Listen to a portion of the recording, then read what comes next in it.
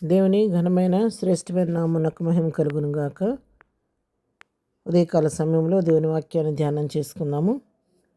ఈరోజు వాక్య ధ్యానం కొరకు మనం తీసుకున్నటువంటి లేఖన భాగం సామెతల గ్రంథము 20వ అధ్యాయము 22వ వచనం చదువుకుందాం. యెహోవా కొరకు కనిపెట్టుకొనుము, ఆయన నిన్ను రక్షించును.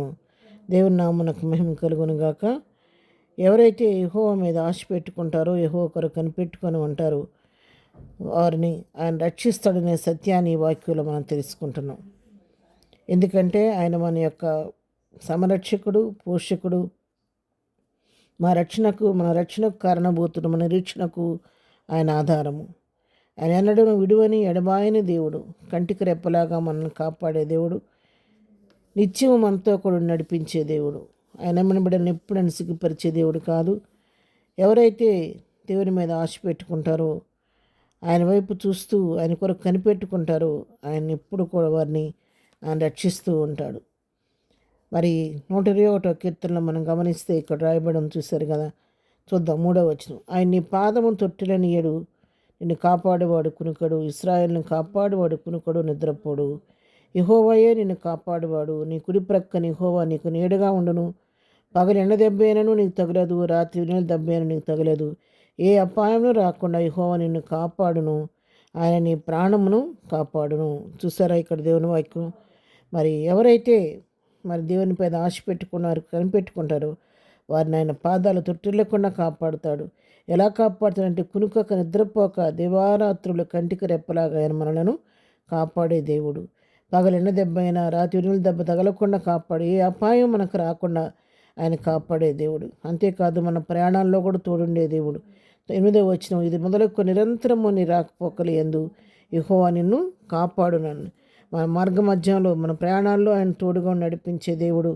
ప్రతి విషయంలో కూడా మనకు కాపుదలు ఇచ్చే దేవుడు. 91వ కీర్తనలో కూడా 10, 11 వచనాలు చదువుకుంటే, నీకు అపాయం ఏమీ రాదు, ఏ తెగులు నీ గుడారమును సమీపించదు.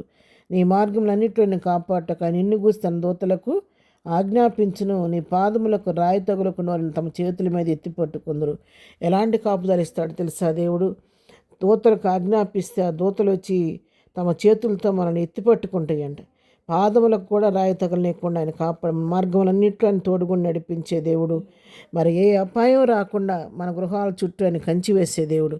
ఏవేవో వైరస్ అని చెబుతున్నారు, ఏం భయపడొద్దు పిల్లరా. ఏ తెగులు మన గుడారాన్ని సమీపించదు. దేవుని కంచి మన చుట్టూ ఉన్నంతసేపు, మన గృహం చుట్టూ కంచి ఉన్నంతసేపు ఏ తెగులు, ఏ వైరస్లు మనల్ని ఏమీ చేయలేవు. కాబట్టి మరి అపవాది అంటుంది యోబుని, నువ్వు అతని చుట్టూ కంచి వేసావు కాబట్టి అతడు క్షేమంగా ఉన్నాడు. ఆ కంచెని తీసేయి, అప్పుడు నేను యోబు విషయంలో నేను పనిపుచ్చుకుంటానని అపవాది అన్నప్పుడు ఆ కంచి తొలగించిన తర్వాత యోబుకు శోధన వచ్చింది. కంచి ఉన్నంత వరకు యోబుకు కానీ అతనికి కలిగిన దానికి కానీ ఏ నష్టం వాటిల్లేదు. మనం అడుగుదాం ఈ ఉదయకాల సమయంలో, ప్రభువా ఆనాడు యోబుకు వేసిన కంచె నా చుట్టూ, నా గృహం చుట్టూ, నా కుటుంబం చుట్టూ, నా బిడ్డల చుట్టూ వేసి ప్రతి కీడు నుండి, ప్రతి అపాయం నుండి, ప్రతి తెగుల నుంచి తప్పించమని మనం ప్రార్థన చేసుకుందాం.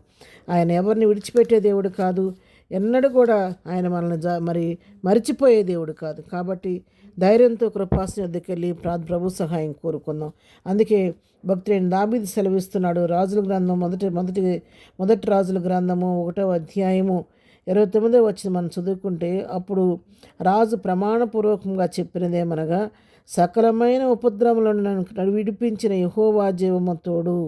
చూసారా, దావీదు చెప్తున్నాడు ఇక్కడ, సకలమైన ఉపద్రవములను నన్ను తప్పించిన యెహోవా జీవము తోడు. అవును, దావీదు ఎంత స్పష్టంగా చెబుతున్నాడు. 1 కాదు 2 కాదయ్యా, సకల ఉపద్రవాలను నన్ను తప్పించినటువంటి ఆ యెహోవా జీవము తోడని తను ప్రమాణం చేసి చెప్తున్నట్టుగా మనం చూస్తున్నాం. కాబట్టి దావీదుని తప్పించింది మనల్ని కూడా ప్రతి విధమైన సకలమైన ఉపద్రవం తప్పించే దేవుడు. కాబట్టి ప్రభు సన్నిధికి వెళ్ళి ప్రభు సహాయం తీసుకొని ఆయన హస్తాల్లో భద్రపరచబడి ప్రతి కీడు నుంచి తప్పించబడి ఆయన కృపలో ముందుకు సాగిపోదాం. అటు కృపా ధన్యత ప్రభు మనకు అందరికీ దయచేయను గాక. ప్రార్థన. ప్రేమగల తండ్రి, నీ పాదముల కొందనాలు. ఉదయకాల సమయంలో మాకు ఇచ్చిన ధన్యతకై వందనాలు. వాకి విడిన బిడ్డలందరినీ పేరు పేరుని దీవించి ఆశీర్వదించండి. ఏదైనా బర్త్డే మ్యారేజ్లో జరుపుకున్న వారిని దీవించండి. వారి కుటుంబాలకు కావాల్సిన ఆశీర్వాదం దీవి నెమ్మది దయచేయండి. బలహీనలు బలపరచండి. కృంగిన వారిని లేవనెత్తండి. దుఃఖంలో ఉన్న వారిని ఓదార్చండి. సమస్యలు ఉన్న వారిని విడిపించండి. ఎగ్జామ్స్ రాస్తున్న బిడ్డలకు ప్రత్యేకమైన జ్ఞానం ఇచ్చి నడిపించండి. ఏదైనా మా ప్రియులు వెళుతున్న మార్గాలని కాపుదల దయచేయండి. చేస్తున్న పనులన్నింటిలో నీ ఆశీర్వాదం దయచేయమని, ఇద్దరు దీవులతో నింపు నడిపించమని యేసునామములో ప్రార్థించడి పొందుకొని ఉన్నాము తండ్రి. ఆమెన్. ప్రభు కృప సదాకాలము మనందరికీ తోడయుండి నడిపించునుగాక. ఆమెన్.